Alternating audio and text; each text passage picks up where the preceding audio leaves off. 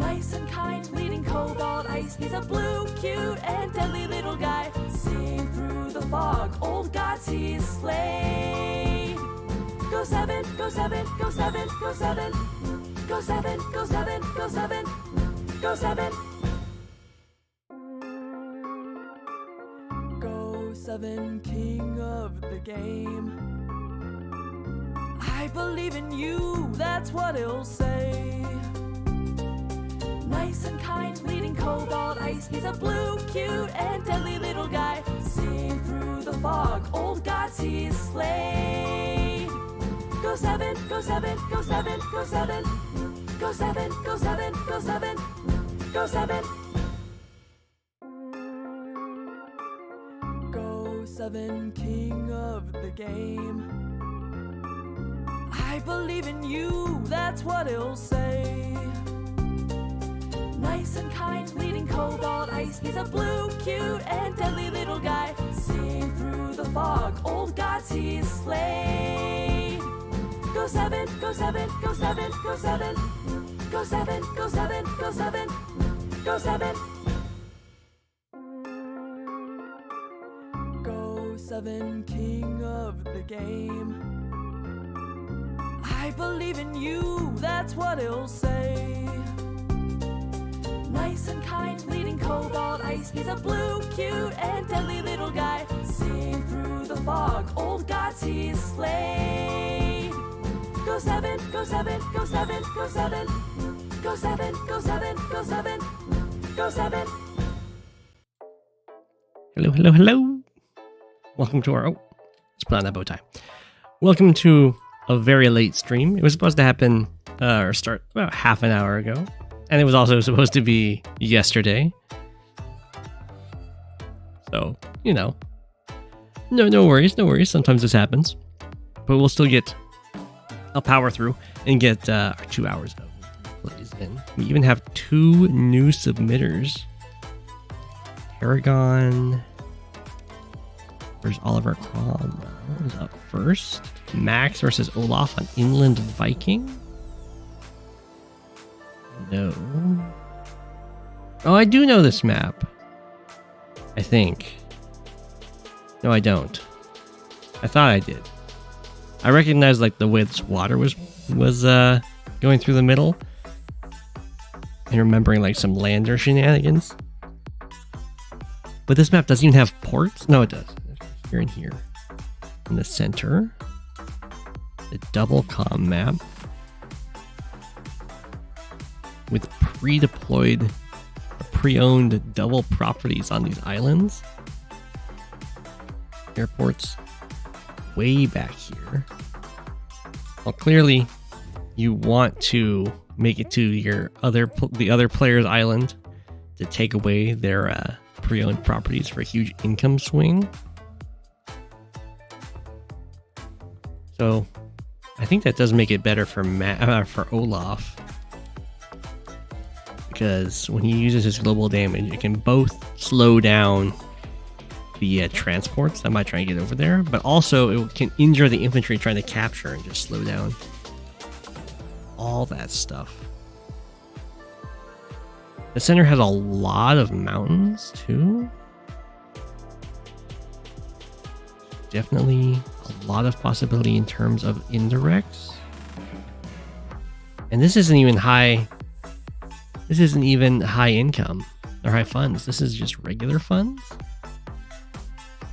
I have double lab in 2 different places, so I approve. Double bases in the center, and then 1 side for both players. Okay. Interesting. Yeah, I'm surprised by the max pick, but maybe the idea is that there's just going to be the possibility of a lot of front switching out of the center, and Max will be better at that because of the stronger direct units. I know it's a late night. Hello, hello. Blame me. Yeah, it's fair. I'm gonna have to, the streams are gonna have to get later now. Yeah, I take game submissions from everyone. No worries. But since this is also going to be like a really wide map to be fighting on, I feel like Olaf has to be advantaged. There's also just so much lanes here. These lone bases, they look like they're just set up to die because they're have an airport feeding into them, as well as possibly 2 to 3 bases sending units, and then they're closed off by these mountains, which can make stuff like, oh, copters hitting here or here very difficult for the base to deal with. You could have an artillery like lock it from across these mountains, but I don't think that's even needed. I think both Max and Olaf can just wipe this out with like tanks and copters. So I would expect both of these bases to die. That might be the plan for the map, and then it would just transition into, I guess, quad base against quad base split-ish like this. Interesting. We'll see how it plays out. Here we go. Well, let's make cobalt ice. Right, face to left. All right, off we go. And if you want to, actually, we can restart this so people can see how this works. So if you're looking at how they balanced the turn advantage on this, you want to look at what base is ahead where. So OliverCromwell is going to be ahead on this base because it's already owned, but behind on this base because player 1 goes first and starts both of these captures at the same time. So that works out, right? This is ahead, this is behind, as you want. And then over here we have this is ahead, this is behind, this is ahead, this is behind. So that so far is looking pretty even. We just also have to look at the fronts in this regard. So over here, this is definitely ahead here. This is ahead here, so that's kind of evening out. This is ahead here, and this is ahead here. So that looks like all of the fronts are balanced, as far as I can tell. But some fronts, it might be more important to be ahead than others. So as we should see these bases kind of mirroring each other, where this one's going to be always 1 turn ahead over here. This guy's always going to be 1 turn ahead over here. And this one's always 1 turn ahead over here.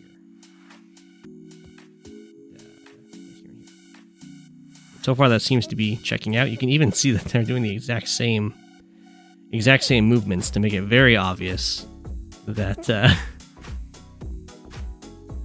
that's how the game's being balanced. Interesting words from the penguin. T-copter opener seems like a must. It does seem very strong. And you like start here and try and sneak up this way. It's a tourney map. I'm not sure. I think I saw this as Global League.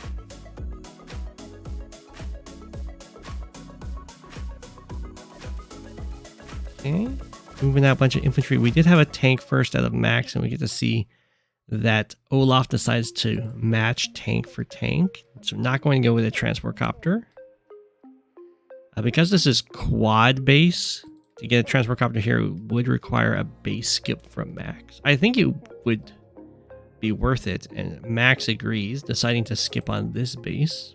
I think that's okay, because if we're looking at what does this base capture anymore, it's like these two, this one, and we already have the infantry ready for that.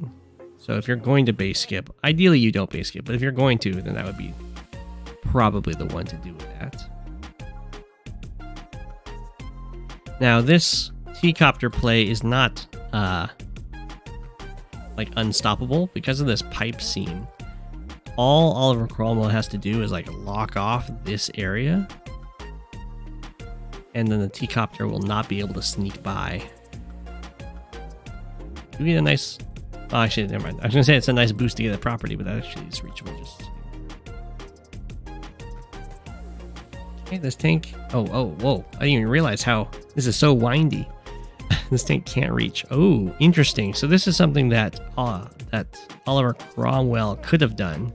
Instead of getting this tank here, Could have gotten an artillery and sat here to lock this city down.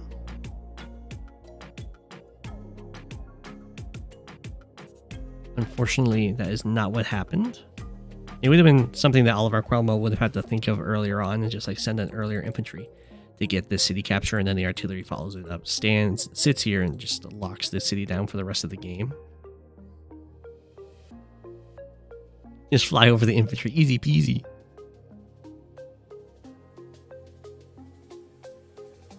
Okay. I think that's the only spot that I'm seeing. I mean, I guess really OliverCromwell could have tried to go for a double artillery opening. Because you can, of course, lock the reverse way over here. Which would have been very cute. Lock here, and potentially get up 2 cities. It's not really... I mean, it's not an unstoppable lock. They would just have to join cap it like twice. So it's just an expensive city to take, is what it would become.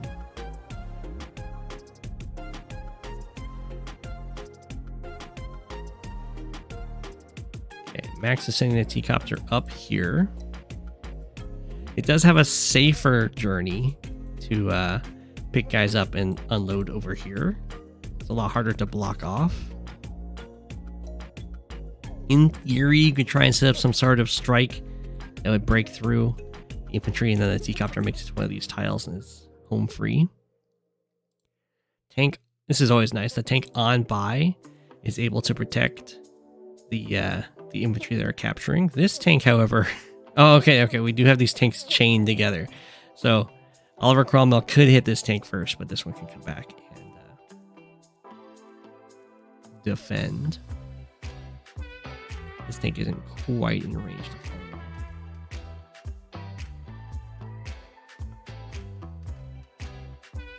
Copter does come down here. It looks like they're both going to go for the same idea of just going for these islands. Getting the harbor will be a pretty big win, because a BlackBoat will have an easier time than the transport copters getting places. Just because they're faster. And they're starting in a much easier spot.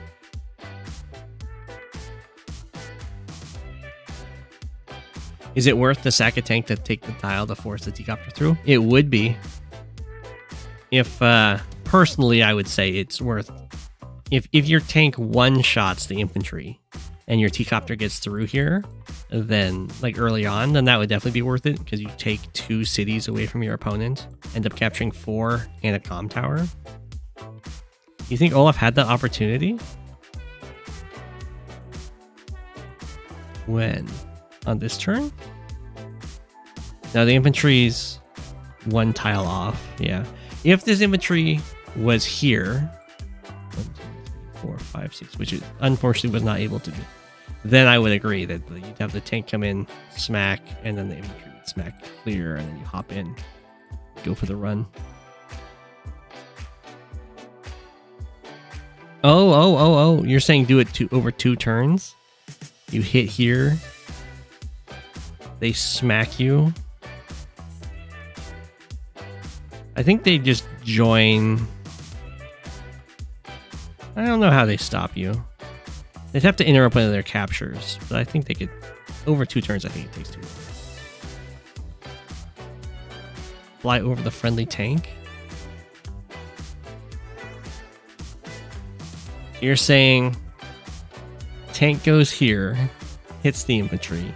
You pick up an infantry, move your T-copter here, and just kind of sit in it.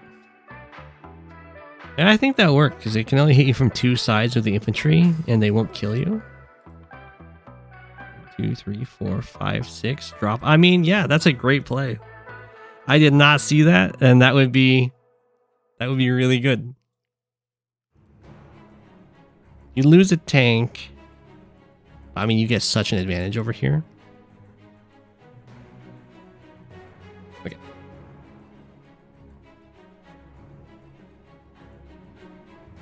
Go for the harbor. Take out that infantry with a double tank swing. Just kind of do max things, dare this tank to engage in the fight. That's a good breakthrough. Anti-air built. And Max is now on the way over here. Although I guess Max's own T-copter would end up getting involved. You'd have to try and shut it down with like some screening over here. Ram the blockade, yeah.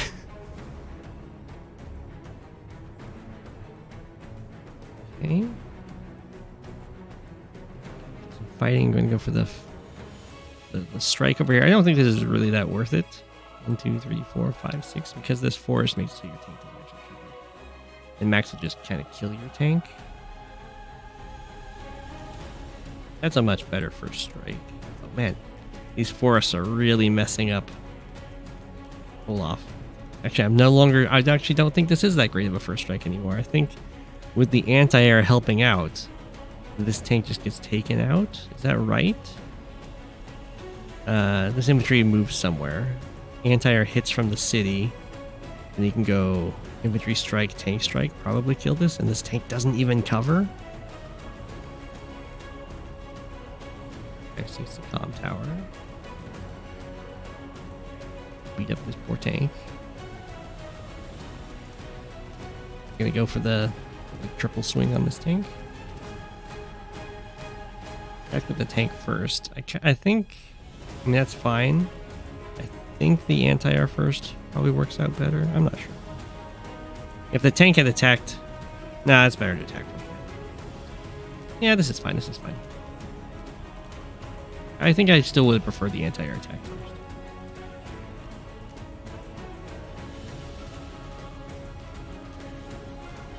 The comm towers are worth it. Getting double comm tower for Olaf is a big deal because you have the 20% firepower. And yeah, you can get the one-shots for Max. Okay, we had an infantry sacrifice followed by infantry hit. This is unfortunately not covered by any vehicles, but there are more infantry here. It's okay. And really, Olaf doesn't really have anything up here to support. So as soon as this copter gets involved, things will probably start going very downhill here. For Olaf, this tank really should have finished off this. At least personally, I would have finished off this tank. Maybe that's not the right play.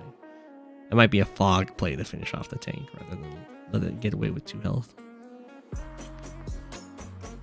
The join cap. Okay, the copter does get involved in that attack. Nice.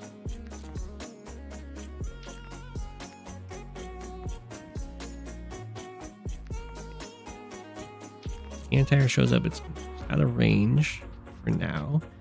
There's a bunch of tanks. Interesting.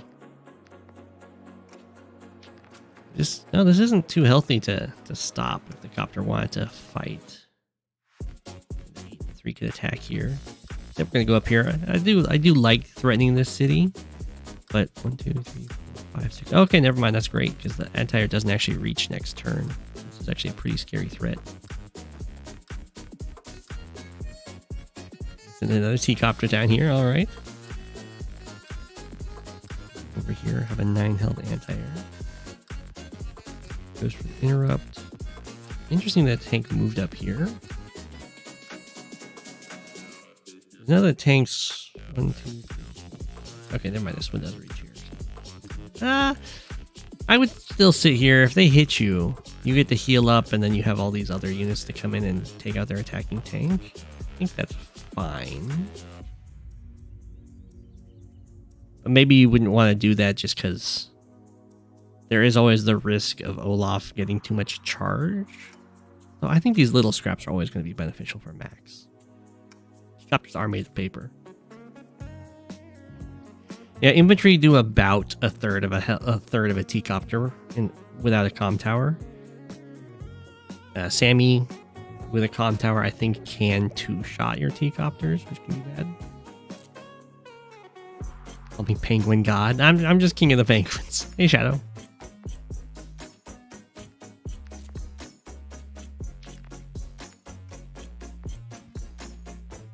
This is Global League, yeah. Pretty sure. Copter. And away. Copter running away. Pretty nice. That's actually just completely uncontested. Just get to take that city away.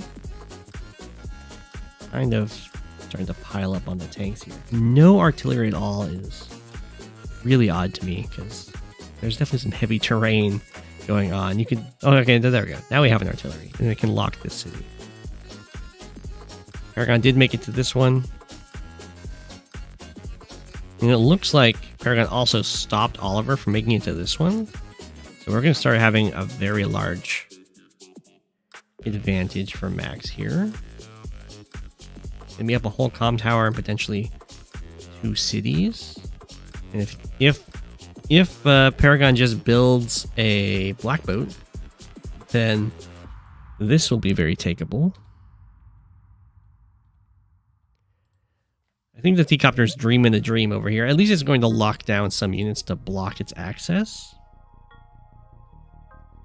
to this little strait. In comes some Olaf attacks. There's a lot of max tanks over here.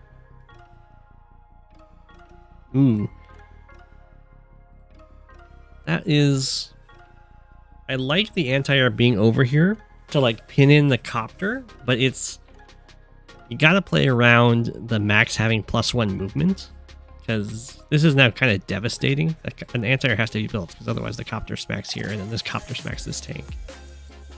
What's your favorite penguin? How do I position an artillery? So, like here to try and stop this city, or over here to lock this city, or over here. Anywhere you can have either an easy choke point, like over here. Anytime you got like heavy terrain that blocks vehicle access to hitting your artillery, you want to go for it. I don't know if there's anywhere that's super rocket friendly. 1, 2, 3, 4, 5. Oh, that's one. This is one tile off of rocket from behind the mountains, locking this base. If you're grit, you can go rocket to here and lock that.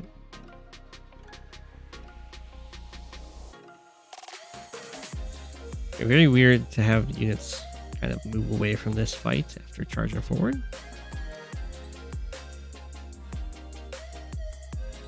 Go for another first strike. Okay. That's not so bad. Now there's only 2 healthy tanks for Max, but there's an anti-air. Reaches only 1 does. I think Olaf still gets wiped out over here. We do have a BlackBoat bot. This is probably going to be to come over and oh, okay. So that's interesting. We are going to use the Blizzard. This is kind of not great, of course, because now Olaf is going to be really behind in charge, and it doesn't actually save this anti-air because does it? It shouldn't. I don't think tanks get slowed down on missile platforms, but it's acting like they do. Do tanks get slowed down on missile platforms during the snow? I thought they were treated just like cities. If not, then this is great.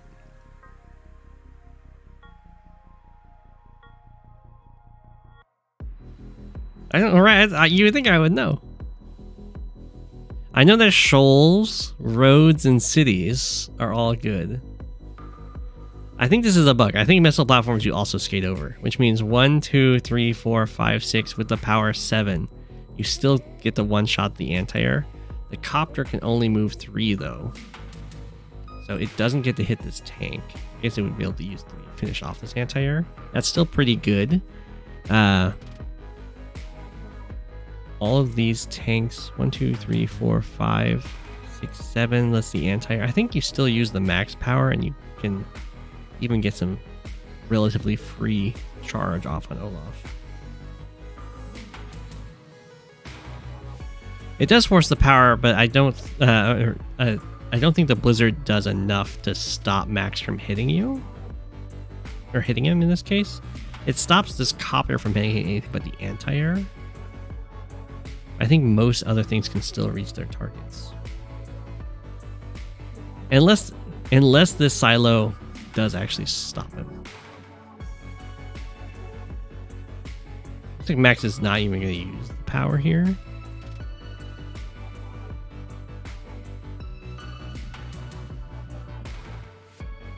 Okay, so it didn't... Yeah, the power would have let that happen. I think it would have been a lot better for fighting down here. That's okay. There's two reasons to want to use the power during Olaf's blizzard. One is, of course, killing off this anti-air and having a better fight here. But also, it means you're killing Olaf's units and he doesn't get any charge for that. That's pretty nice.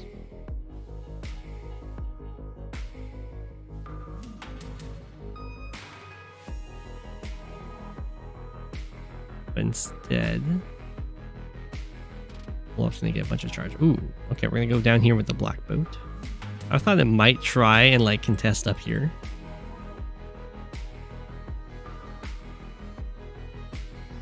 Anti-air gets to survive. Copter gets to run away. T-copter. I don't know what this T-copter's doing. Yeah, that just dies. Copter even ran away, can't even support. The artillery. I guess the artillery does cover this tile, so you get to trade your T-copter for a tank. Which isn't so bad.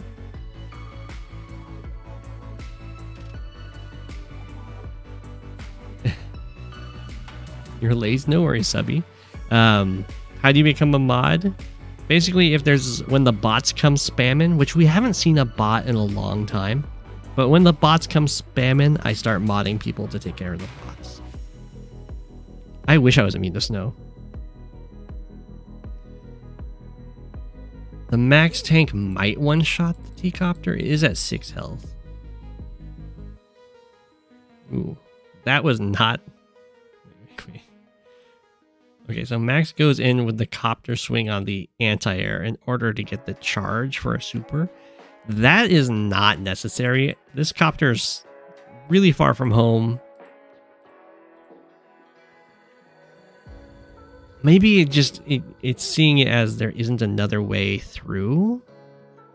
But there's 1, 2, 3, 4, 5, 6, 7, right? So the copter hits here. This infantry finishes this guy off, and then with the power, the tank kills the anti-air, and you're really happy. So I would just find another place to get charge. You can stack tanks down here, maybe. You could attack over here if you want to. I mean, this copter seems very valuable, but this does get charge. You just had your first snowstorm of the year. Must have been Olaf coming through town. Okay, I mean, you're gonna go for those sacrificial attacks anyway. Then just use those. Well, look at this. Oh man, that 1 health tank. Excuse me, doing work. Freaking out. Health tank. Keep tank range. Little iffy. Tank first strike. Let's take out that. Well, especially with the super. Okay. If you're gonna go for these attacks anyway, like these don't need the super, especially not this one. Then, I mean, the super does hit harder, but yeah, backup tanks and everything, artillery and all that stuff. I'd much prefer to just keep this copter alive. But anyway, we're going in for some attacks. Copter coming back. Infantry marching forward. This tank didn't attack anything. Did it hit an infantry? Sorry, I'm going all the way back to see what this tank attacked. It must have hit an infantry, right? Otherwise, it would go for the... Yeah, okay. 1, 2, 3, 4, 5, 6, 7, 8. But this infantry, you can kill with these 2 infantry. And then the tank can get a first strike on this tank on the harbor. So a little weird for the turn, for sure. Helicopter still planning and plotting to get through here.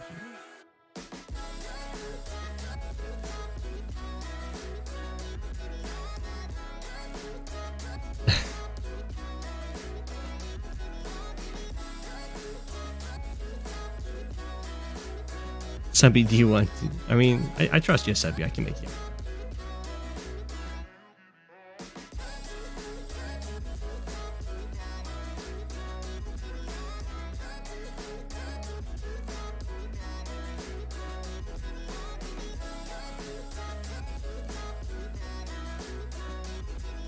If you abuse your power, you will be unmodded.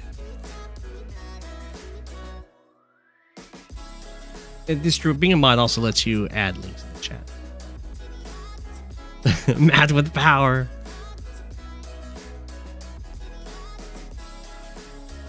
There are some other uses for the modding, but yeah,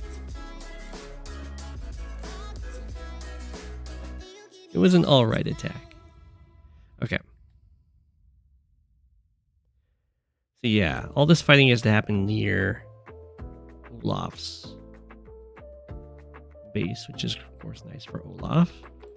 Max is going to get this city unless Olaf does something to get the super. Ooh. 1, 2, 3, 4, 5, 6. Oh, I see the BlackBoat. The BlackBoat blocks the helicopter from coming through, which is very cute. Olaf should really have gotten the super this turn. And the reason why you'd want to get the super this turn is you as Olaf and any CO that's got like is very superpower centric, you really don't want to end your turn so close to it, because that gives your opponent the opportunity to go for like a lot of attacks and overcharge you, which will make it so you overall in the game you'll get less powers off, because every bit of wasted charge is less powers. But we'll see. If Olaf doesn't get that much overcharge, then it's fine-ish. Okay, so now every attack will be lost charge for Olaf. Unless there's no more attacks, in which case, very well calculated. Looks like there's no more attacks. Oh, Olaf gets away with it. Okay. So open this turn, down a lot of units. We do get the Winter Fury. Does a lot of damage. It did go from 136,000 to 105,000. So the classic 30k.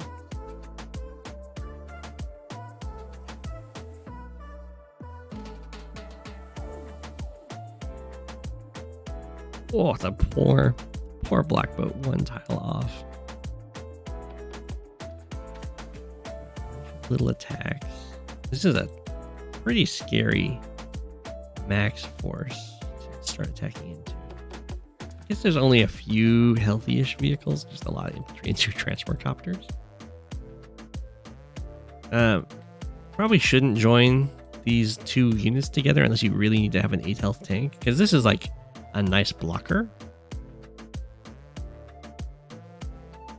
for when Max is trying to like cut into your forces to kill your artillery and stuff like that. Just having another unit that he has to attack through.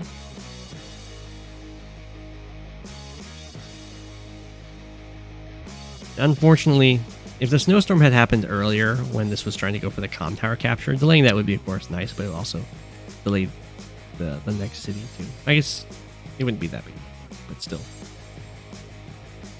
would have been good.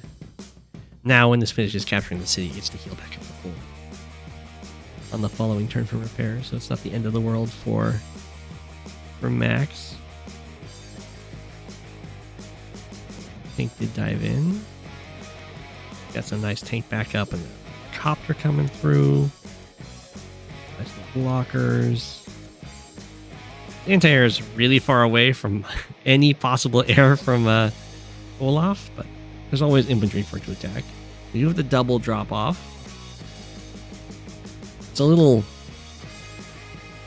that's a little weird of a choice to choose, spot to choose. I would have liked to have an infantry drop on this mountain and then one over here, which is fine, like here to go here, or here to go here.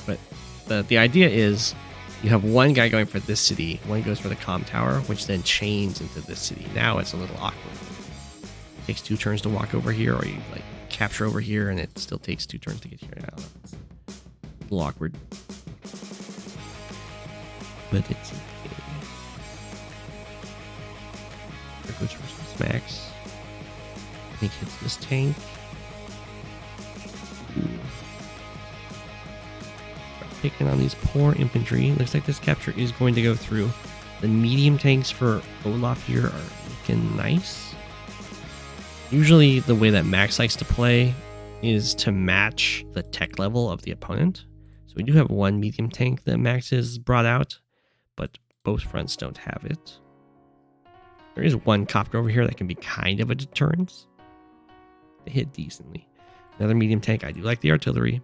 It's a very choky area with all these mountains. And there we go.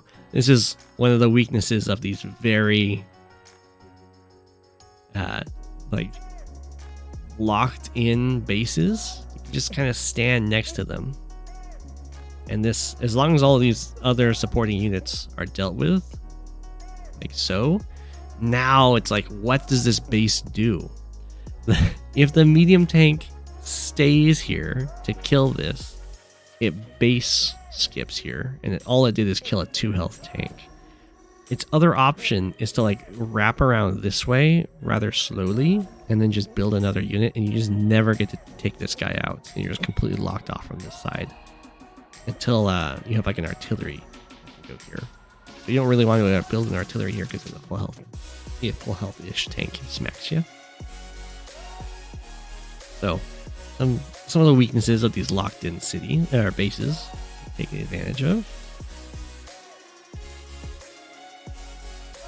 And we do have the copter coming in to smack from the mountain as well. And that's kind of why I was expecting these bases to die, but it looks like Max's is still rather healthy.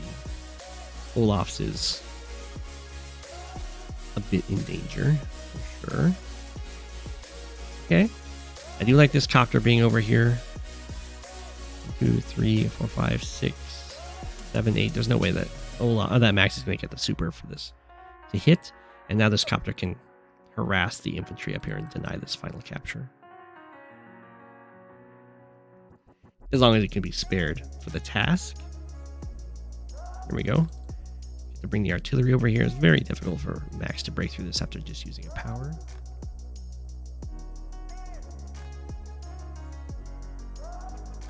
A little too... I don't know if this is a little too cautious. I guess it's just because there's a decent strike force I could just lunge over here. And Olaf just really wants to have the blizzard, or the super, before attacking into this. So you have the Neo tank built, but the Neo tank's going to be in the exact same situation that this medium tank was in. So it's rough. Got this guy block. The bomber's going to come on over here to finish off the base, it looks like. Now we have a T-copter blocking here and a 2 health tank here. You almost have a T-copter on either side, and the Neo tank just super, super sad.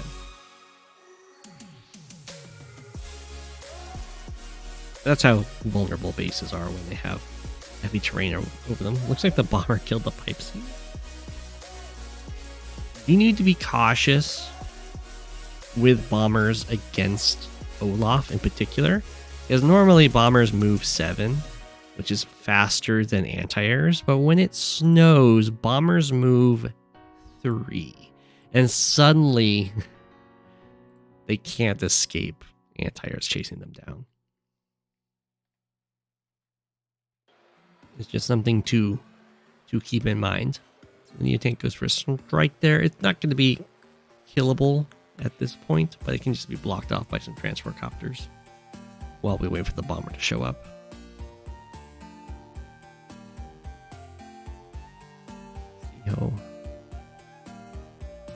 Do a slow march forward over here. Max is getting a huge income lead off of just picking up all of these properties now that this base is locked down. One health infantry just takes the spot. They're going for some lab captures. Fine. Bomber's almost here. Anti-airs are kind of far away too, so it's going to be tough for Olaf to chase that bomber down. And yeah, this is more of what you have to do to defend these bases. You have to control the surrounding area. That can't be tough. Ooh! Oh, never mind. This was almost really good. If this medium tank was able to kill the transport copter without the Neotank's help, then it is really good. Because then the Neotank is able to get out and you can just go for it. You have to be, I assume, an anti-air at that point. There's no healthy tank can smack. But because that didn't happen, now the copter can just kind of take the place. Got excited for a second. Thought this was a Pokemon song at the start.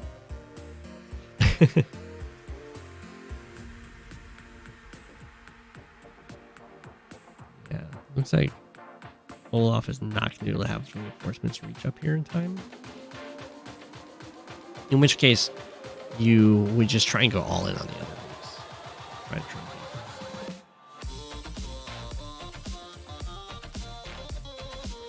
Does not seem to be happening. In fact, Max getting really bold here. That's a really bad move.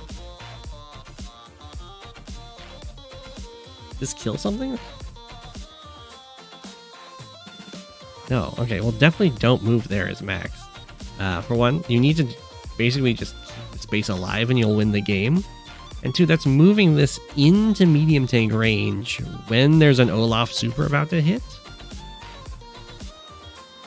Even if it was a best case scenario and like the medium tanks covered each other, which they won't, because we 1, 2, 3, 4, 5, 6, 7, 8 to cover it.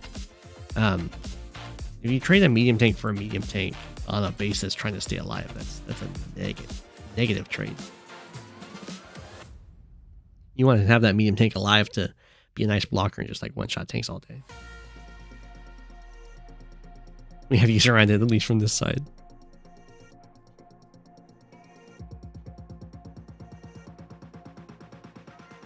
What about using a 9 health battlecopter to attack Max's Neotank? He would need to bask in order to retaliate. Base skip. I'm fine with just killing. I approve of like this move, where you block it in and go after the units that are trying to break it out. He's trying to force Olaf to not cap that city by placing his medium tank there instead. It's mind games. Gotcha.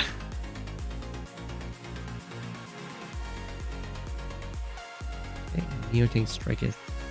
Neotank striketh that city cap. Push off that infantry. Looks like we will have to go for the medium tank attack.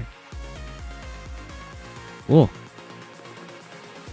Oh, we have like mech hits and stuff. We got options, yeah.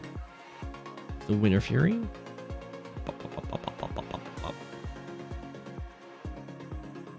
Was that 50k? Like, oh, like 43k. It's a pretty big one.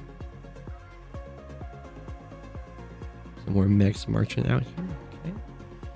The city does get taken for free, which is always nice. We have the max force. That's not enough to let this medium tank reach over here, but it might be enough to let the bomber get the kill with some help. No, I don't think so. Triple join. Now we have a full health unit to go for the base.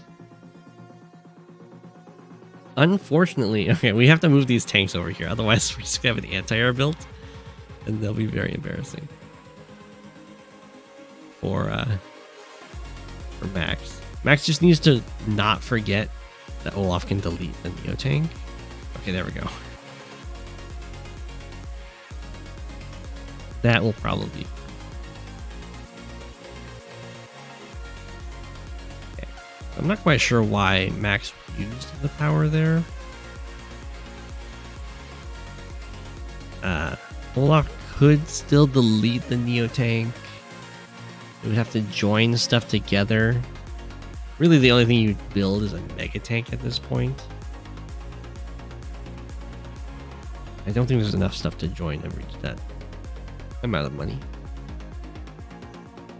Well, I can join 2 full health tanks onto 2 of these guys. And these guys are each worth 5,400, so that would give you 10,800. So that would be enough to build a mega tank. And then this base wouldn't fall. But it would get pelted quite a bit. Might not even be worth it. Okay, we did delete and build an anti-air. That was not a good delete in this case because these tanks are here. And the bomber plus the tank will kill it. If the tanks had not come up, then that would have been good. One thing to change for Max here, though, is you definitely hit tank first. You don't want to take the 2 damage on your bomber.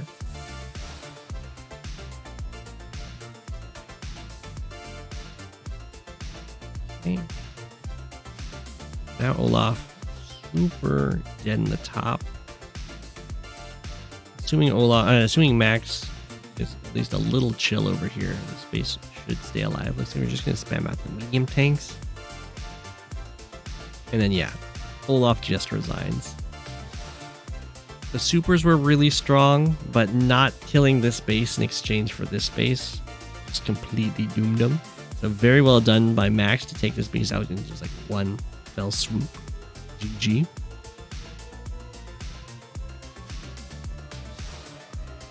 Olaf with only 1 lab now. He won't have enough researchers to make Uzium anymore. Oh no.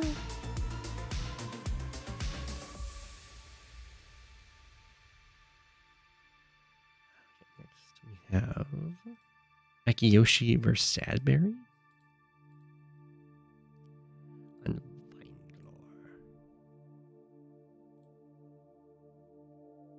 Veinglor. Uzium. Sasha versus Von Bolt.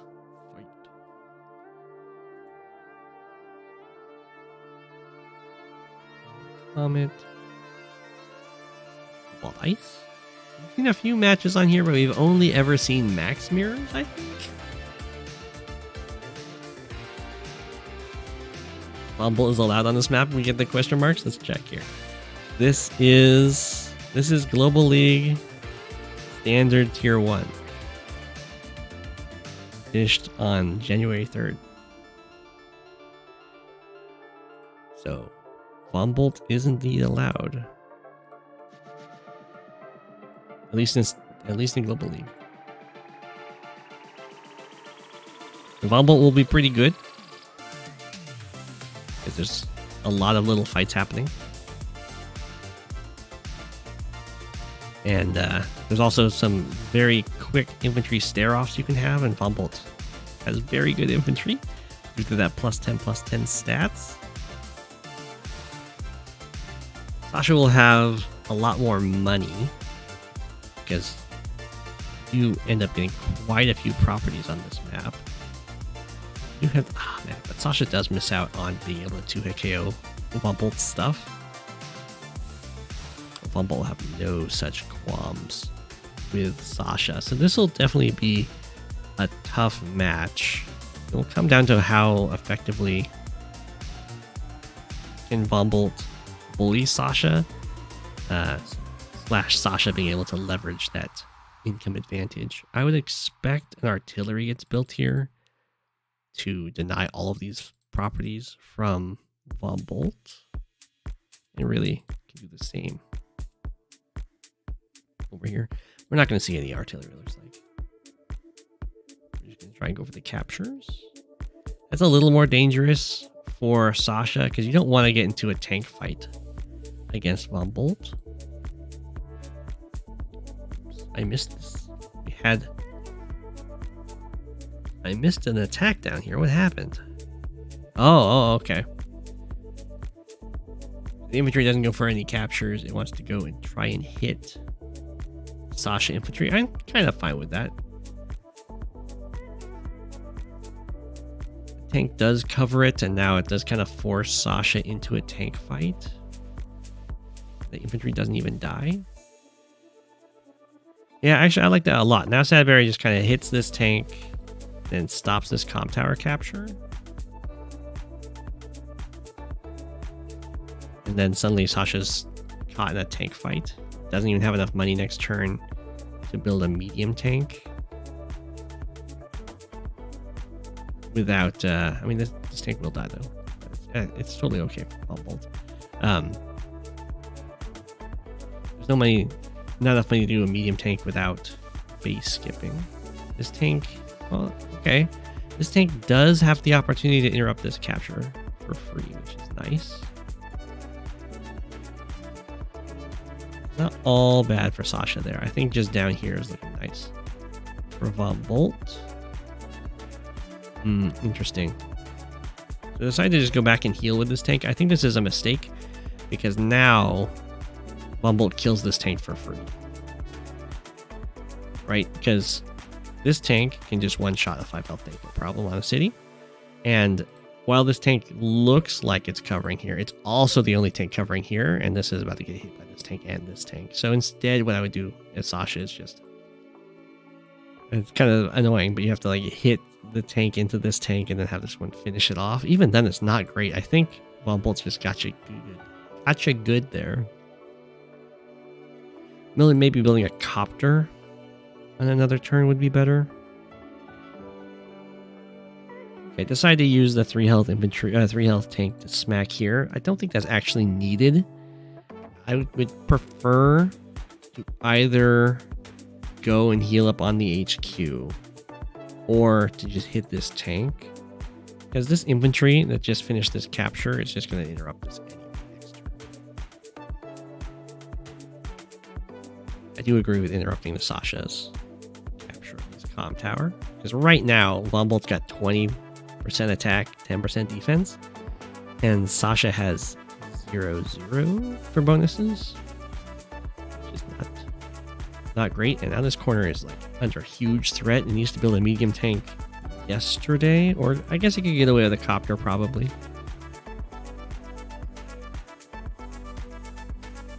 Good tank from Von Bolt over here that's covering all of these infantry pretty easy. We'll go for like a tank strike, but it's going to be tough because Sasha probably won't be able to afford another tank backup over here. All of these, you get the first strike from the city. You get an 8/6. Only net 2 tank health. Okay. This gets interrupted. Very nice. This tank decided to go down here. These tanks are kind of... I mean, this is kind of doing something. This one's not really doing anything right now. Almost like mission accomplished. Time to start falling back a bit. We did have the copter built. So that will force an anti-air from Von Bolt. But right now, Sasha doesn't have any tech ups going. So the increased money is not really making too much of an impact right now.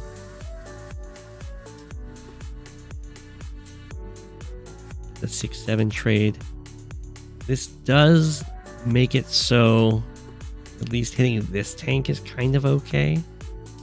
But the problem is for Sasha here is that hitting this tank is already kind of okay because you have like double coverage. Maybe because the anti-air is coming in that Sasha's feeling the need to go for this attack. But this will just lose this tank. The exchange, because this tank can hit and the anti-air hits. It does help protect this capture. I mean, it's not all bad. Gotta try and get something done. Yeah, there's no tech ups. So this is just Sasha entering into a tank war with Von Bolt with double comm tower Von Bolt. Oh, poor Sasha.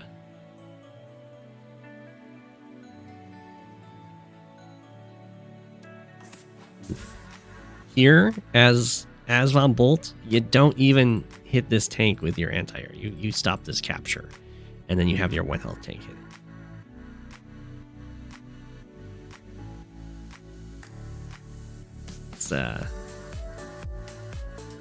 It's okay, but I mean, you might as well stop the capture for essentially free.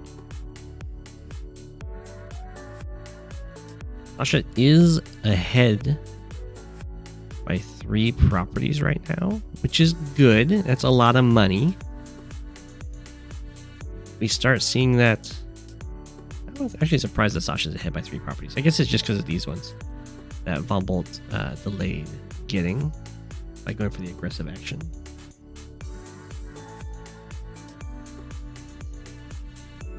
We'll see if Sasha can somehow make that extra money just completely run over Von Bolt. That would be very good.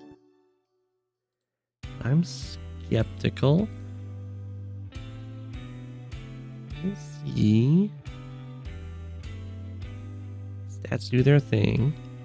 Tower goes down, or it doesn't go down, but gets interrupted. There's a lot of tanks down here. So it looks like this comm tower will go through.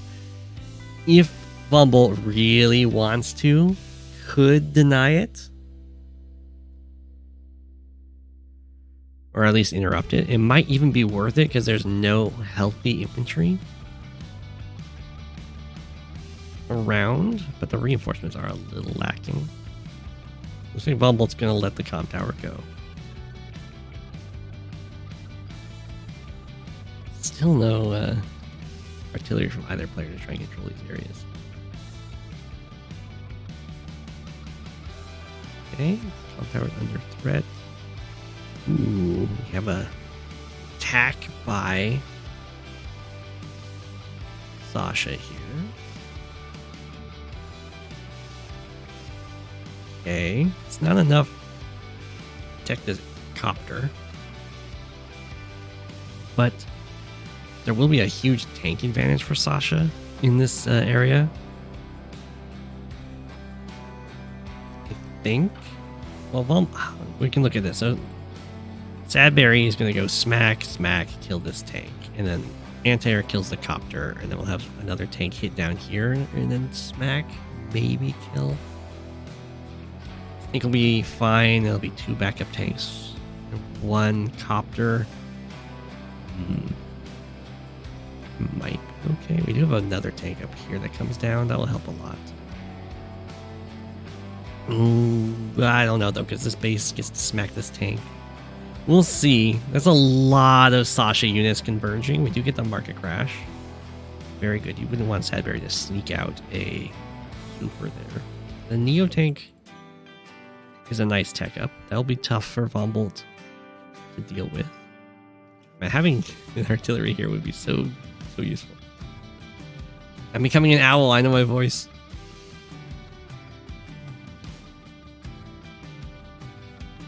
Why would you sleep now?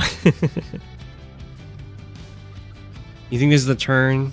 The next turn, your biggest mistake as Von Bolt? We'll see. Yeah, there's the smack. You deny the comm tower. Not getting these cities has really hurt.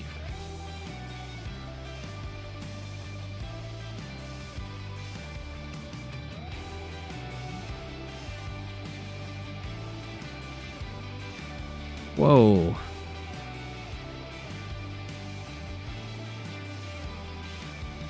I don't like this. This tank cannot afford to be passive because these guys are all ready to just like slam into the middle here. Oh my gosh, no. So you have a short, like you can kill this tank off. I'd be more fine with that. You can't just stand idly by and watch your army die.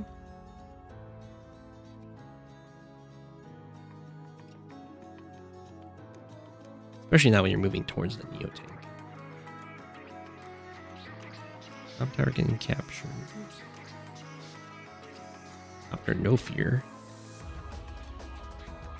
I don't even think you needed to no fear with the copter. Weirdly, this Neo tank is not covering the copter against the anti-air. I guess the many tanks is enough. Yeah, you can see if you just stand idly by, it just like gives your opponent free hits. Oh, no wonder it had no fear. You have the nice body block.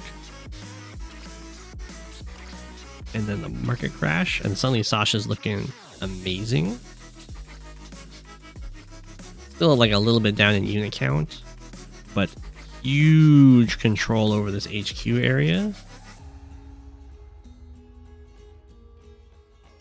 And this base is not looking happy. Even gets to be stood upon. But it doesn't really matter if the base goes down if you lose for HQ. I don't see how Bumbolt saves it. You have the Neo tank on the way. Bring all the boys.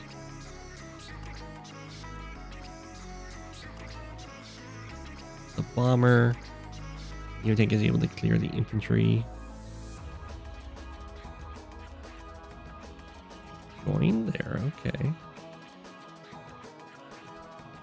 The copter, fortunately for Von Bolt, the copter cannot occupy this tile.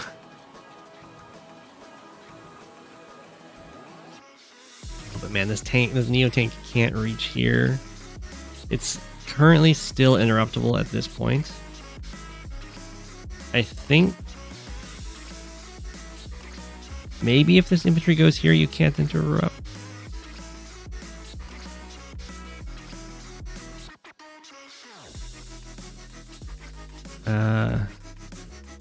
No, I think you still can. Let's see, if the infantry just goes here,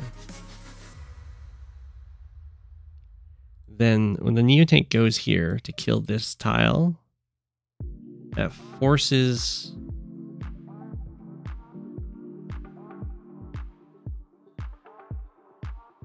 you need, okay, let's look at this. Okay, so the Neo tank goes here, clear this tile. You need the mech and this full health tank to kill this tank, and you need this infantry to hit this infantry.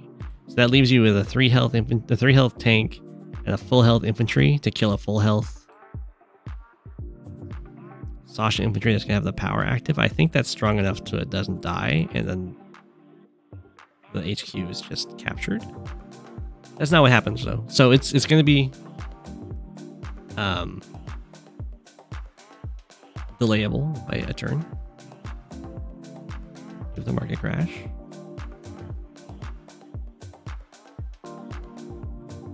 Yeah, Bumbolt can break through. It's not a very nice breakthrough though, because the Neo tank is put in the bomber range and everything.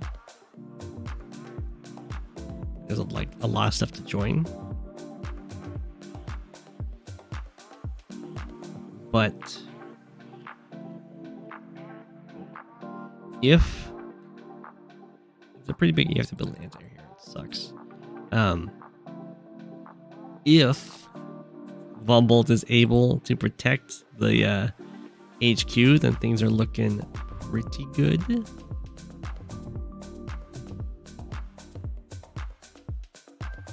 Left infantry, tank, kill off an infantry. Yeah, I mean, you have to just go for all the attacks you possibly can over here. Okay. So the really dangerous thing that can happen is that the Air Force just stands in the way. And the Neo tank can stand in the way. You need to be careful as Sasha here. If you don't have... Because normally bombers will always live anti-air attacks, but this is a triple comm tower Von Bolt, so I'm pretty sure this anti-air will just kill this bomber. Maybe not if market crash is up.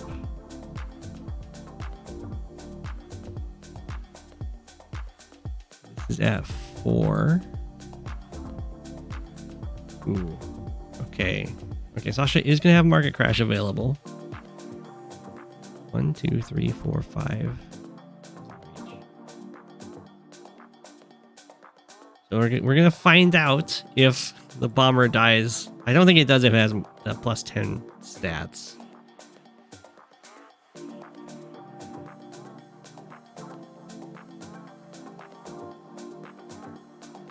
Or if it does, it's very unlikely. It would be the first thing I would do on the turn, because if it doesn't work, I think you just have to resign. It does die. Take a smack. Take smack. It's still alive at 1.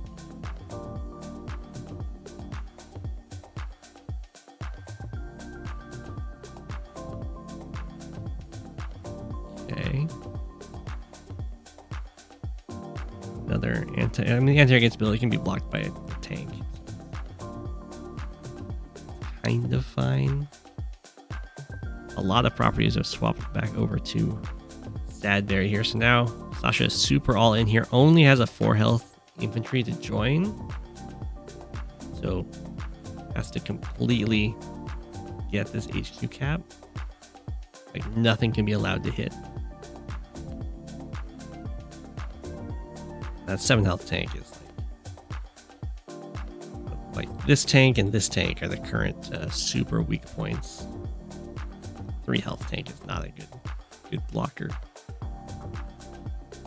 1, 2, 3, 4, 5. Yeah, there's too many units that can hit through here. So Sadberry is going to survive. Decides to go with this route to do so. And at this point, I think this is just GG.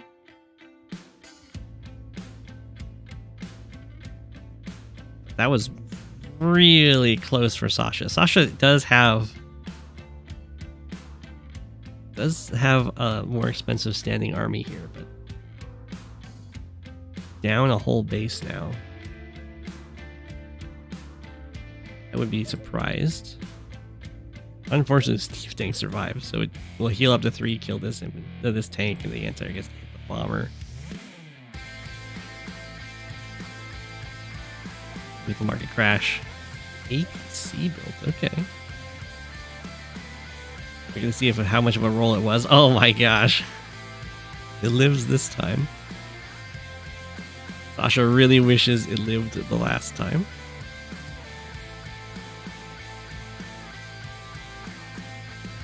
Yeah, we have our artillery.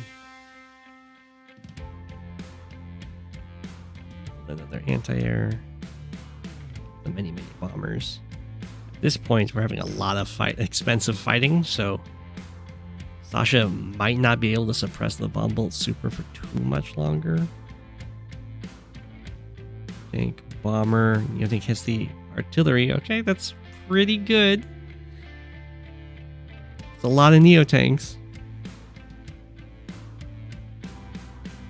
I'm not sure what Sasha's trying to achieve. It might be to just wipe out these bases.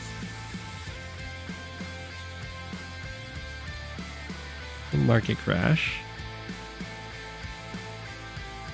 Staying in the game so far. I mean, it is like double the unit value at the end of the turn. You can't be too upset about that.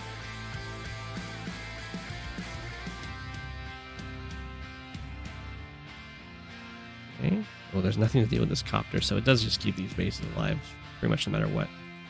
1, 2, 4, 5, 6. I mean, I would build probably another anti-air. The bomber is really scary. Okay, it can come through and hit the first strike here. It's not a great first strike, though. Ooh. Okay. That's why we brought the APCs for another attempt at the HQ. There's still a pretty decent presence here for Von Bolt. We'll see. I do like it. The Neo tank standing on the city. I assume we're going to come in here and kill a bomber. Ideally, you'd come in and kill an infantry, but it's not possible. for first strike. What? Oh, can you not reach? 1, 2, 3, 4, 5, 6. Okay, you can't reach. That would be why. Okay, kill a bomber. You have to kill the bombers because they just become amazing blockers. Yeah, Sasha triple base skip. Sasha is super all in.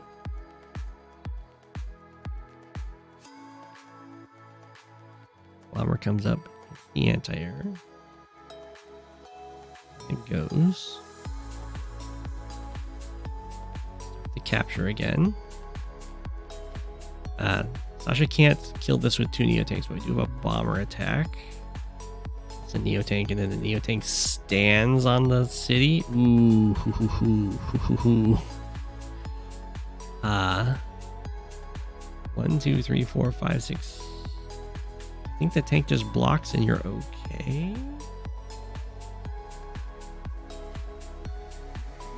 Market crash. I think that's GG. Wow, that was a very extended HQ rush. Well done. Well done. I thought for sure once that first one failed that Sadberry would be able to stabilize. But I guess Sasha just had too large of a standing army. Yeah, GG. You saw that as soon as I already stayed on the... Yeah. 1, 2, 3, 4, 5. I guess you could try to lock this using a rocket. Man, that's tough. Getting a fighter down here would have been very good. But I don't know how you'd possibly do that. GG. I would have probably resigned after the first HQ cap too. You're thinking, didn't that just happen a few turns ago? Yeah, expensive units pulling out the victory. Well done.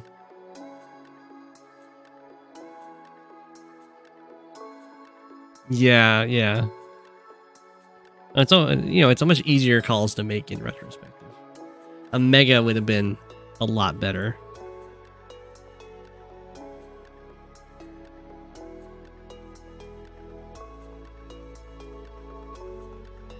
Hi, hi.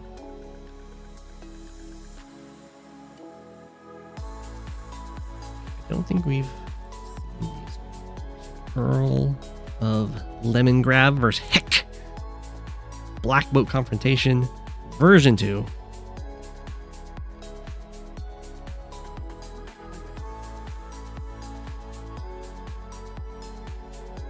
Pipe Runner. I could see Pipe Runner just declaring the way to the HQ.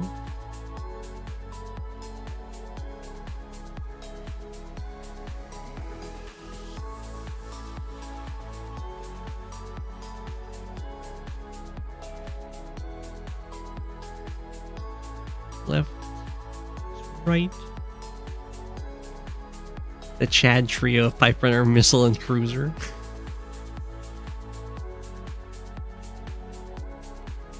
Oh, the Mega is not afraid of bombers.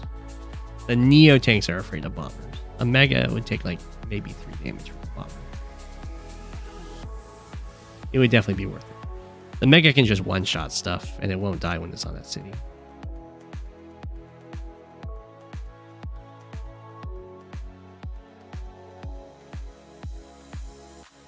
Because it's Mega.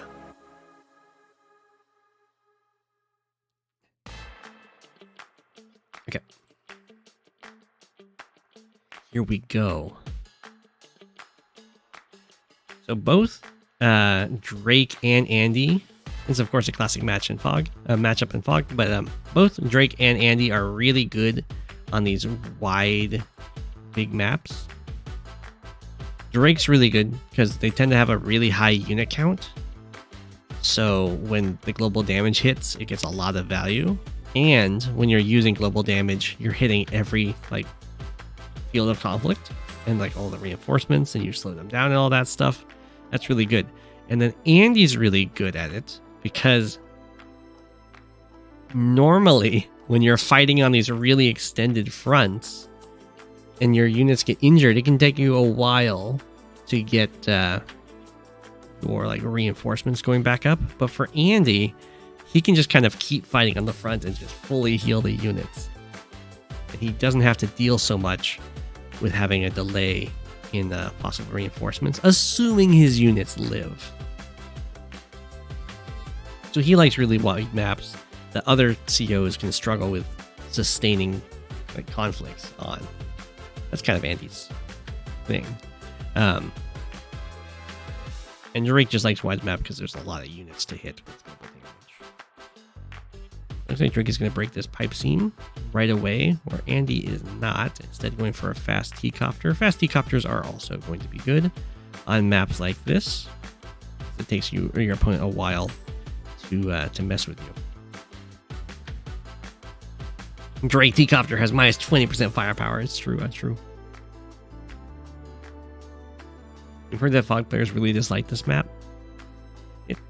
I can understand disliking it. I don't like maps with the double airports. Kind of a forced pipe seam break. It is definitely very awkward with this space. But yeah, the really wide maps, usually you want Andy. I mean, Kindle can probably be fine. There's a lot of these contested cities down the middle.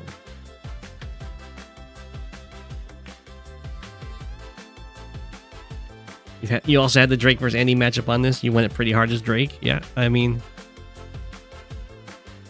it's a good matchup. A lot of people early on think that Drake gets kind of like hard countered by Andy, but that just comes down to the timings. For some reason, Andy deleted this infantry, I guess, to let the mech hit the pipe seam. That is very unfortunate.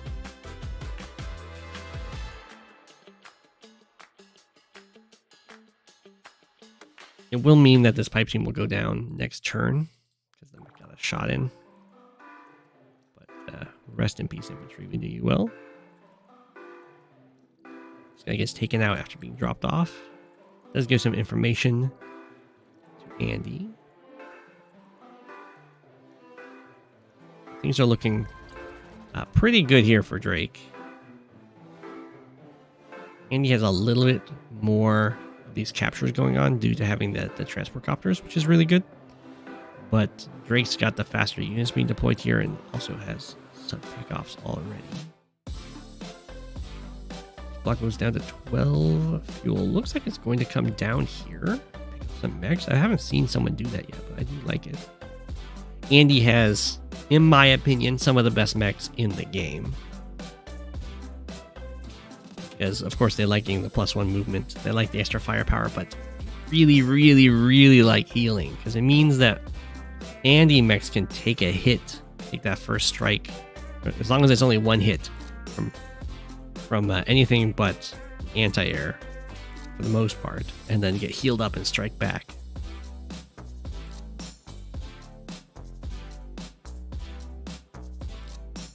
It's a big deal for these mechs. Whoa. Interesting. So if I'm going to build an early Neo tank, I'm not going to build it from the far away base. I want it on like this base, probably. I think this is being used to like transport the infantry, so maybe this one. I want it to hit the front lines as fast as possible. This is like, I'm building a Neo tank, but it's okay if it gets there in a while. No. That's a big investment. You want that impact as soon as possible. Earl of Lemongrab. Some nice pickoffs with these recons. It's going to have a pretty nice unit count advantage here. Partly because Andy did have to delete the unit. Is what it is. I think it was built back here purely for this boost with the T-copter. Which, I mean, we all love our boosts. But like this boost doesn't really matter. There's no more captures that you're boosting towards. Where the Neo tank being instead of here, being 3 tiles further forward, can make a pretty big difference. Potentially. I don't think it'll matter here. Be here, 1, 2, 3, 4, 5, 6. I mean, it's covering the forest, I guess.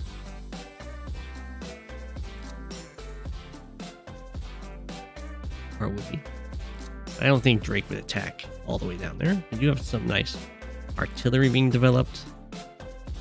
It can make a very large impact. But for the most part, these front lines for Drake are a little bit light on the units. This pretty strong breakthrough for Andy.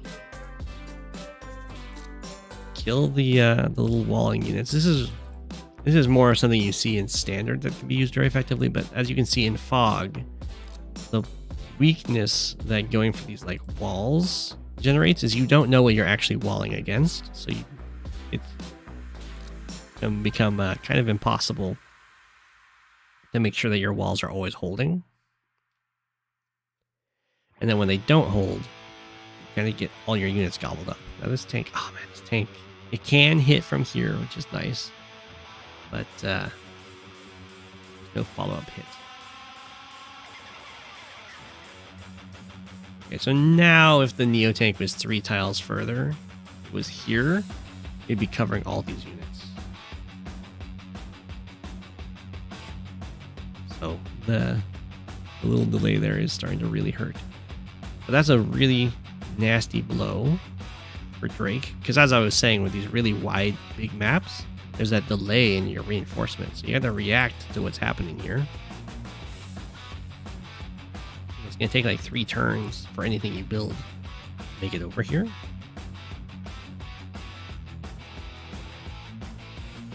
And while Andy can like fall back with these units, then like next turn, or maybe in 2 turns, heal them all the way back to full. Drake doesn't quite have that same privilege. And he does get this city, which is nice. Diving in. I mean, this is fine to do, especially as Andy, where you can heal up the mech on the city if it gets smacked. But usually you'd prefer to use infantry for the capturing rather than mechs. Mechs are more durable, it's true, but you can't join cap very easily with mechs, right? You'd have to have multiple mechs around. Go for the join caps, where you pretty much always have multiple infantry around to guarantee captures. As Andy here, I would not attack in with this copter. Definitely don't lead attacks with copters. I'd also not just attack in here at all, because I've seen that so few Drake units are here. You need to give Drake like 1 more turn to move a bunch of units away. When is the last time I see mechs capture stuff? I mean, you see there. What do you do when you get caught off by a guard by a tech up in fog and you don't have an answer? So you have 2 choices. Usually if they have a tech up in fog and you didn't tech up, that means you have like a lot more light units. So you can either, well, you have 3 choices. You can either kill off all of the supporting units around the tech up unit, just kind of ignore it. You can retreat while you build a counter, and then they follow you, your counter reaches that can catch up pretty quickly and deal with it. Or you can just run away and hit another part of the map, like a front switch away. Usually if you do a front switch away, you want to feign that you're retreating so that your opponent thinks you're still there. It doesn't like answer it. Right now, Andy's doing a really good job. Up 4K. Neo tank will be able to hit this anti-air. There's a backup anti-air. You have the artillery here. Ooh. Neo tank's like, I don't want to deal with this forest. The artillery isn't known about things. Fire guns. Just go up here and take out this tank instead. I like it. Makes this Neo tank super safe. This tank does get, because it's overloaded. A lot of units. So here, Hecc attacked over here, run switched over to the other side. Probably in anticipating Earl of Lemongrab to be front switching down here. so to try and go after where Drake is going to be weaker. These are looking very good for that. That was a nice positional play. Oh my gosh, and the Neotank can even save that city. I wish. This is very nicely played out by Andy so far. Almost every contested property is under Andy's control. Going for the lab capture. It moved into this artillery range, which could be a little painful. Let's see.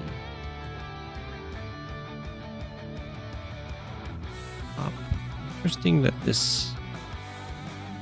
I mean, it is important to get the kills on Andy. Wasn't enough follow-up to get his tank. Definitely what you have to do is Drake here. Yeah, you gotta kind of run away from these fronts. Andy has been kicking some serious butt on them. Up 6k, coming in for some more captures. Lots of beefy units. Andy likes the beefy units, of course, because they don't die very easily. And it also makes it cost effective to repair them. Looks like we're starting to stall a little bit. This recon gives so much information. I highly recommend doing this when you don't know where the opponent's army is. You're just like, assuming you have more spare recons, there are some more on the way. You just send it forward and it gives you like complete information of what you're up against and can save you a lot of units in the long term. Why is Drake playing so passive? At this point, I think Drake has to play so passive because they've been kind of beat up so much that the only way back into the game is to get Andy to overextend into a Drake super. Personally, I would build an artillery from a base in front, but I mean, it's not like it's bad to bring it back. It's just much slower for your artillery.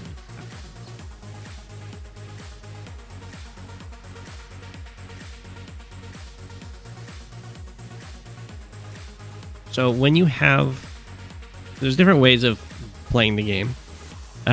When you have a large income lead, you don't have to attack your opponent because every turn that passes, you're technically getting stronger and stronger in comparison to them. Of course, I don't personally like playing like that, and it doesn't look like Hecc enjoys playing like that either. So you can keep trying to leverage the advantage to get even more and more money. But you do have to be careful. Is if you leave yourself vulnerable going for the more forward captures, you can get kind of wiped out and then start losing your advantage. I don't think that's happened to Andy here. We do see a Drake super. Does save the harbor. Off a tank. Some more pickoffs.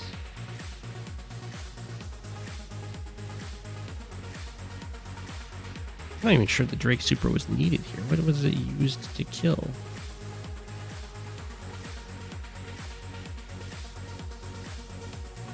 Yeah, I'm not sure why we have the Drake super here, because the anti-air kills this copter in one shot anyway. So there's the recon plus the tank. I guess this shot needed the super. Maybe like the two infantry attacks. That's interesting. I don't know why Drake used the super there. Well, here as Andy, you have an option, or you've got choices. You can either use your super and attack in, do like lots of damage, or you could just use your normal power to heal off the damage and keep yourself with a power advantage.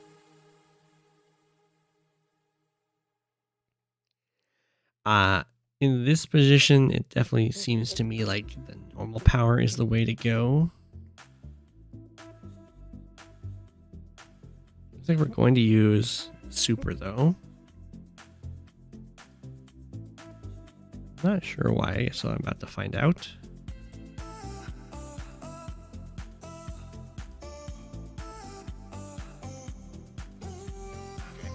I still don't know why.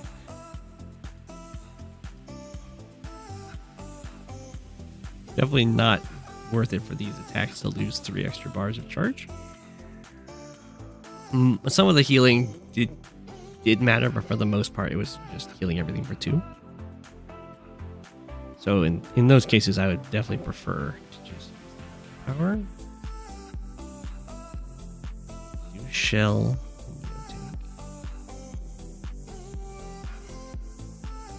Infantry.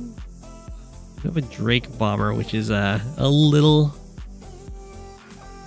interesting. I've used Drake bombers before. They do their job, is what I'll say. They're of course a lot weaker than other people's bombers, but especially if you haven't been building any air, and if you like snipe someone's anti-air that got a little feisty, then suddenly the Drake bomber can do a lot of work. If you're using it on your super turn, then it will kill the Neo tanks also, because they get knocked down to 8, and then you have the power boost as well for your offense to offset your negative 20. And I mean, there's still going to be a major deterrence to Neo tanks and tanks otherwise anyway. Recon does see the bomber. 1, 2, 3, 4, 5, 6. There is an anti-air up here. Andy's probably okay letting this anti-air hit this bomber because of how much of a is only like knock down the bomber to 5, and then Andy will get a lot of charge to use the super.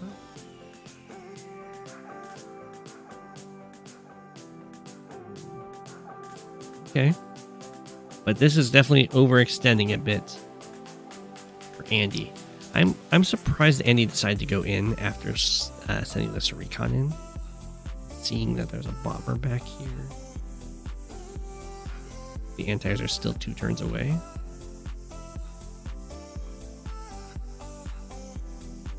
So it's looking like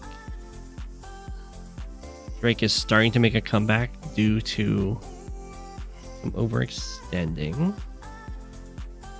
Don't go after the bomber, which is smart. The only time you would go after the bomber in that situation is if it gives you enough for your super, and then from that super you're able to get a bunch of other kills.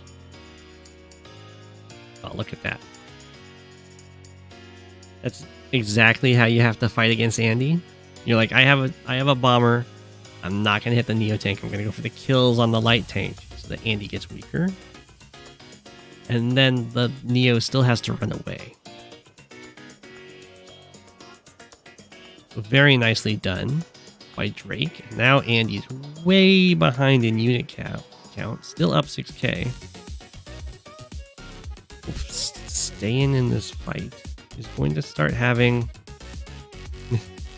There's so many anti-airs ready for this. Got a quadruple Neo tank and a fighter and an anti-air. So the Drake bomber is probably going down here. But I think that's totally fine because Drake is getting so much back at the bottom. Go for the Typhoon. We'll kill the bomber off. Go for this Neo tank, as I was saying.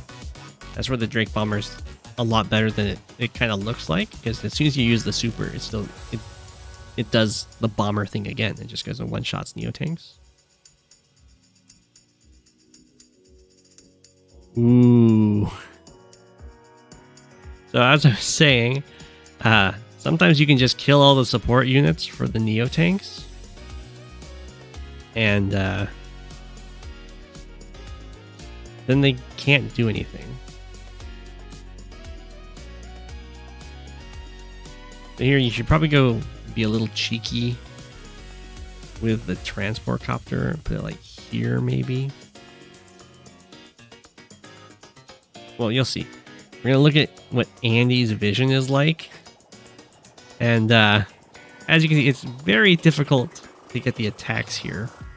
I know, no vision on those Neo tanks. This is why I would like to move this transport copter so that that Andy doesn't actually know where know where any of these units are. Well, knows from the replays, but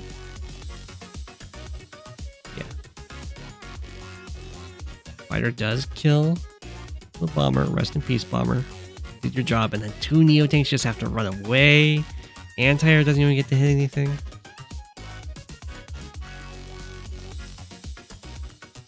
Yeah, I mean, poof, the Drake vision is looking so good. Oh my gosh, the fighter gets trapped in there. The anti-air can free it, but it'll cost the anti-air its life. Grabbed another Drake bomber. Last one did a good job. Ooh, going after the anti-air. I'm surprised that survived. That's the power of having a +10/+10 stats. I don't like the Earl of Lemongrab was actually attacking in here because like 2 Neo tanks are covering this anti-air, and there isn't really anything protecting these tanks right now. I would have chilled on this attack. Tank comes in, take out the 2 tanks. Artillery takes out the copter, and then Hecc resigns. Oh my gosh. GG. Probably a tiny bit early, but I think it's still fine. You're like up 4K in income, but it's kind of like for how long? And the answer is not very long at all. And down just way too many units. But that's yeah, well done by Earl of Lemongrab. It was kind of Hecc's game to lose, and that's kind of how you lose it, is you overextend. And then I think using the super instead of the normal power was also not great. Although I don't think Earl of Lemongrab's super was good the first one. Yeah, overextension's a slow and insidious killer, or in this case, a pretty quick one. That's why we don't overextend. It's tough though. It is very tough. But I mean, the early game was amazing for Andy. It was just a really good comeback for Lemongrab.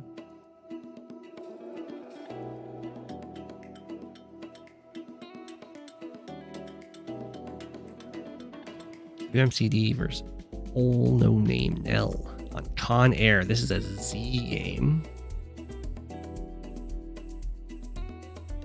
Hawke versus Nell. Takes notes, don't overextend. Yeah, that's why it's recommended when you're ahead in income that you force your opponent to attack you. Because inherently when you're ahead in income, to attack your opponent is going to cause you to overextend because you have to go past the midlines. So Z games are publicly made games. They're made by bots, as far as I can tell, that you can just join. They're just public games you can join. And they will have less regulated maps, often maps in the test category or new map category, and they can be tier 0, they can be any tier, any mode, they can be anything. But yeah, at least they are made by a bot. Yeah. They're just public games that people can join into, and once 2 people join, they play against each other. You can find them. Find them join game, right?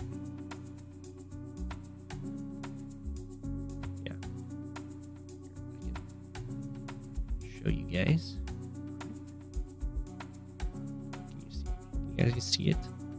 I'm gonna get rid of chat for a second here. Yeah. So it'd be under games, join game. These are ones made by people. Z game. Secret base. You would just hit join public game. You can always tell they're a Z game because it says Z. These ones are tags. Darkest Hour. Tier 2. Here's a tier 0 in Fog if you want to play on initial property. And you would just hit Yeah, this game was created by the automated Z Games function. For details, go to the website apparently.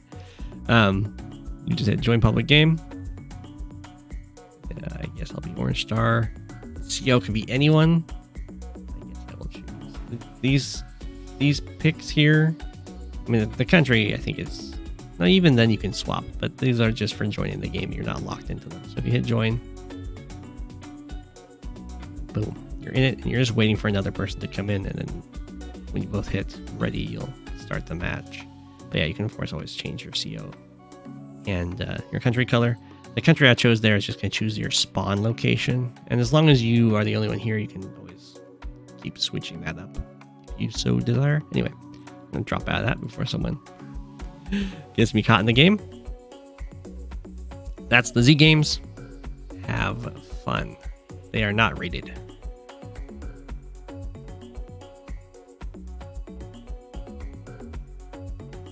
Yeah, chat your back. It's okay. The replay queue is in the description. Anyway, this is a Z game, so they played it through that method. They just both joined a publicly made game. It's a very weird setup, but they both start with a T-copter on this map in a locked away airport. And I think it makes sense to put it on the comm tower so you can see your opponents moving out. Actually, it might make more sense to put it here to see this base, because the production over here is kind of given that they're gonna like walk over here and go for this capture, and then I don't know, this does let you see both bases. It doesn't really matter because you're gonna be able to tell based on what they build what they're building over here. So maybe this is always going to be better so you see the two bases. It would only really come down to whether or not you're going for some sort of timing thing that you need to know exactly what they've built on this front. I don't think that's happening. So yeah, this transport copter is seeing both bases. So every turn you can fairly effectively deduce what all of your opponent's buys have been, unless they're floating a lot of money. So as you can see here, Nell has spent all of the money this turn. That means a tank is not possible at this point for Nell. Of course, the artillery is revealed for Nell seeing on Hawke, so that's going to guarantee that there's been nothing but infantry on this front. And they can continue to do that. They know there's no incoming attack. There isn't a guarantee that an artillery has been built here, because there could be money being saved up for a tank. But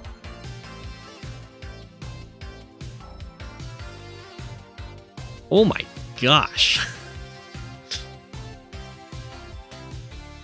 But it will be confirmed to be an artillery, of course, when it fires. And when and we have the base skip to build another artillery over here. So if Drake was really following Nell's possible income here, would know there's been a double base skip after this artillery fires. Some very early pipe seam breaks.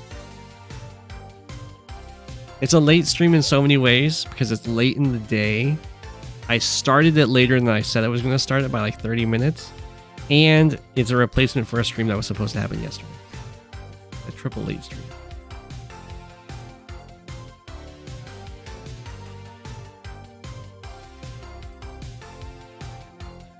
Nell's going to go for pipe seam break. Really hurts to have skipped an infantry over here. There's so few available. We have the artillery going for the break over here. This is where you would have preferred to have like a tank. Right, I guess it doesn't really matter. We'll find out if the T-copter knows it needs to run away. It would be better to have an infantry in these woods, because then it would just start capturing the comm tower. Slash then stepping onto the airport right away. As is, it won't be able to reach. Oh, very weird. Okay, so Nell fired one time at this pipe seam. And it's just moving this artillery out into the world. Okay. This pipe seam is shot at once. You wouldn't really build an anti-air yet. Needs at least... I don't know, comm tower? There's comm towers way over here. So it's going to need 2 more shots.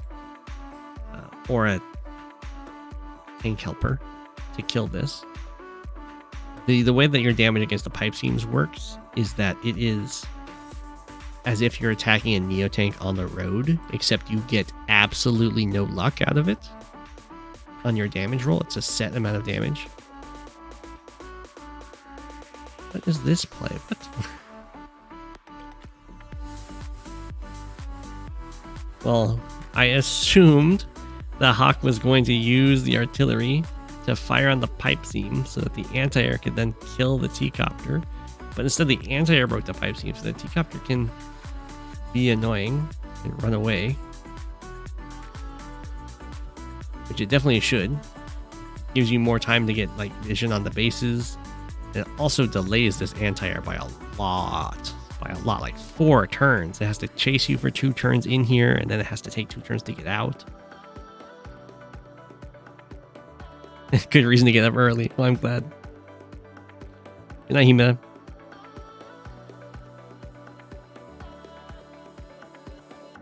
It's not a surprise live stream. I posted that I would do it. Get there. Oh, the T-copter should have ran away. Yeah. This one's running.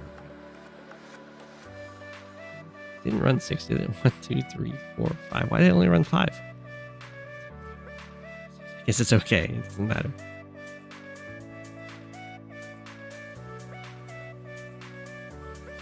It's a very, very empty map so far. We have recon plus artillery chilling together. Best of friends.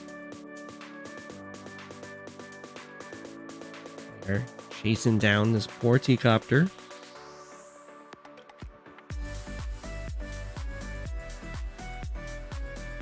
Okay. And now it's... Now have recon plus artillery, recon plus artillery. I mean, it makes sense. The recon spots for the artillery. They just... The problem with this setup is that if a tank comes in, the recon can't really help protect the artillery against the tank. I was thinking about that, Fluffy. What if you go for a fast bomber from the base, from the airport here, to try and like T-copter here, bomber here, and then if the anti-air kills the T-copter, the bomber gets revenge. But they could always have another unit just come in and block. You could try and go really cheeky and get a stealth. In fact, that might even...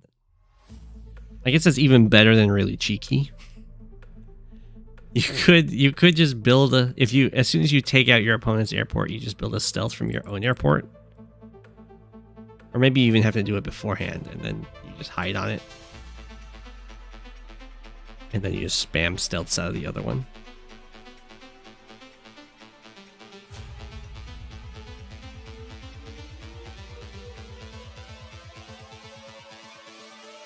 Okay, we have a lab. They're swapping labs. The lab captures are kind of scary, of course. Not so scary that you would... I mean, the recon... The recon saw everything. So, if you are watching your replays, you'll know that there's an artillery here. You will not attack into that. Although, I guess if you're going for this... And I was like, I'll just take all the labs all at once. Then it makes more sense to delay this. It's like, well, maybe Hawke doesn't have something that can interrupt here. I mean, there's 4 things that can interrupt, but maybe Hawke doesn't. And you just win. You can dream the dream.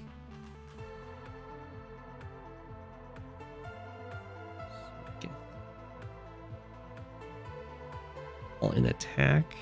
Looking very good for Hawke. Went back for the capture. I think Nell is not watching the replay because would have seen the artillery shot.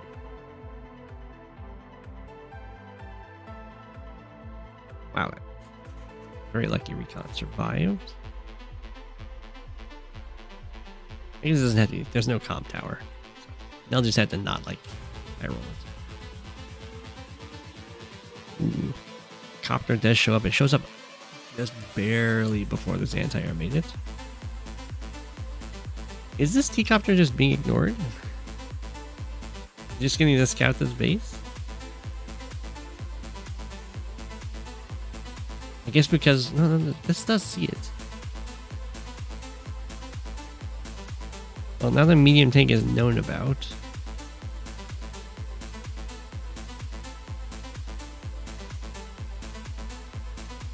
There is a comm tower.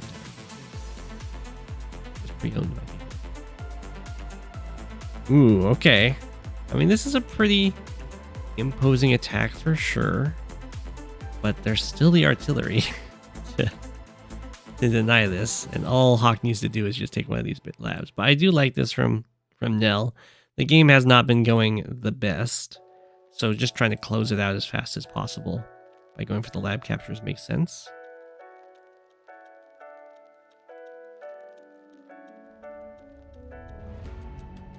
Yeah, I would definitely start capturing this lab as well. No need to tempt fate by somehow failing over here. Usually when you're playing Nell, you need to work on preserving as many units as possible so that when you use your powers, you have a whole bunch of different luck rolls you can go for. And that way you get you build up some consistency. I still don't know why this anti-air is not just coming over here and killing this T-copter. It's scouting now at airport and the base. A rocket. Nell. Not from Hawke. I don't think the rocket's needed. But at this point, I don't think it really matters. Hawke is way ahead in unit count here.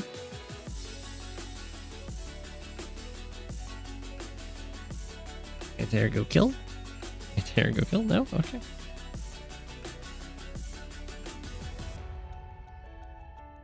Okay, for some reason, Hawke is refusing to take this lab. If both of these labs fall, much like how all of these 4 had fallen, Nell would win. Hawke could very easily go for these lab caps at this point, because Nell's been pushed back so far.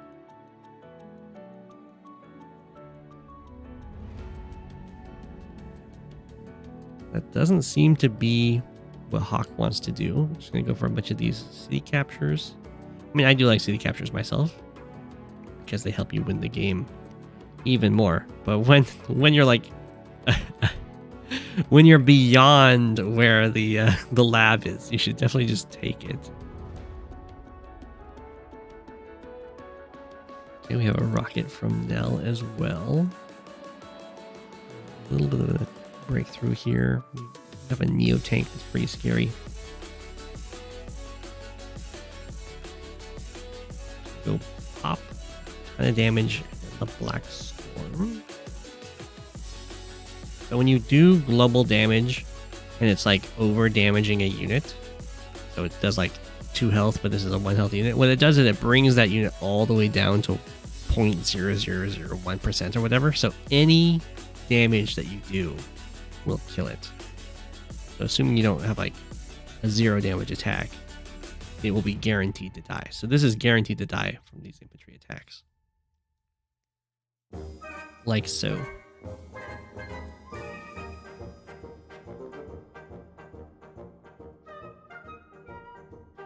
Okay, we're attacking into this base. It does look very scary.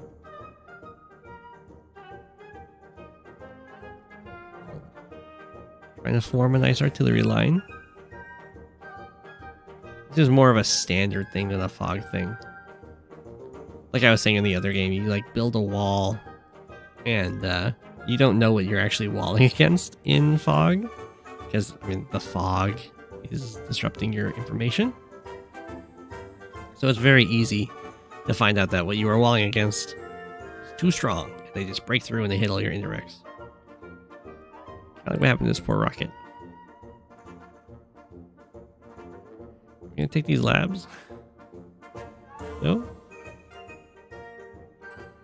Okay.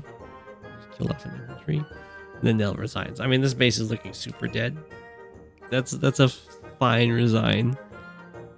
It was a very interesting game. I don't think I'm a huge fan of the map. I'd prefer if there was more stuff happening out here where people can interact with it rather than like walking way back here going for captures. And I don't like how much information that T-Copter got. But it is very cute, this like T-Copter opening thing. The pesky fog always getting in the way. Yeah. GG. The music change was on point.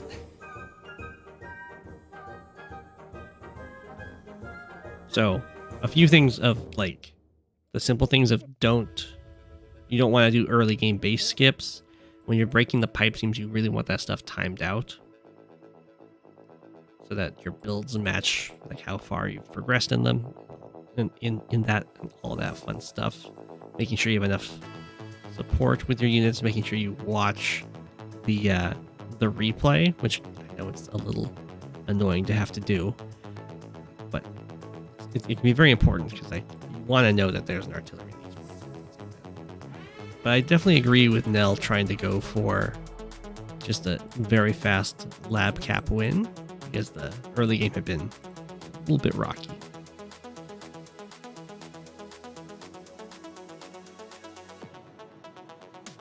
I want more things to fight over besides labs and comm towers in the center. I want more things that the infantry are doing out on the map. But I do also want more things than I mean, the comm tower is kind of fought over, but it's also like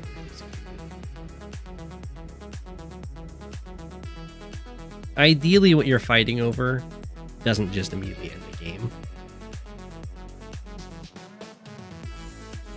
so that there can be some give and take.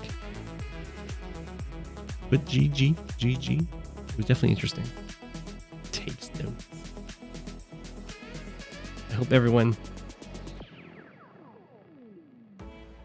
fight in an open field. When you have to fight in an open field, yeah. You really don't want those really large no man lands. That can stall games quite a lot. But that will be the end of the super late stream. I gotta head over to bed. I imagine some other people do too. Thank you for watching. Here is your apple for the night. Again, thanks for watching. I'll be back on Monday. I do believe my streams are going to be starting an hour later than usual because I'm working. GG's. Thanks for watching. It's Go7, king of the penguins. Of all the penguins, he is king. It's Go7, king of the penguins. Being king of the penguins, that's his thing.